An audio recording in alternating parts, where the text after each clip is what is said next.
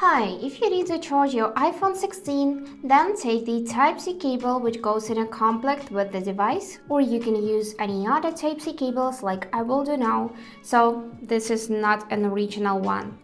And also you'll need to buy a power adapter separately because it does not include it in the box. So just connect it to the power adapter and plug in the phone like that, and here you will see this animation in the dynamic island that the phone is charging.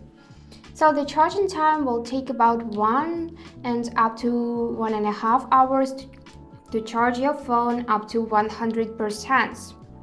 If you want to charge it with the help of PC or laptop, then the charging time will take about 2 or 3 hours. Also, you can use a power bank to charge your phone. The power bank is quite a great solution on the go.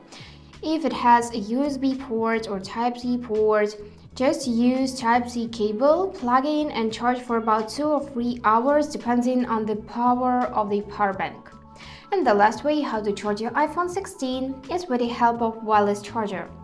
So, just take your wireless charger, in my case it is looking something like that, and place it on the back part like that, and it will start charging immediately.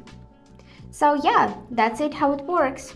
I hope this video was helpful for you and thank you for watching.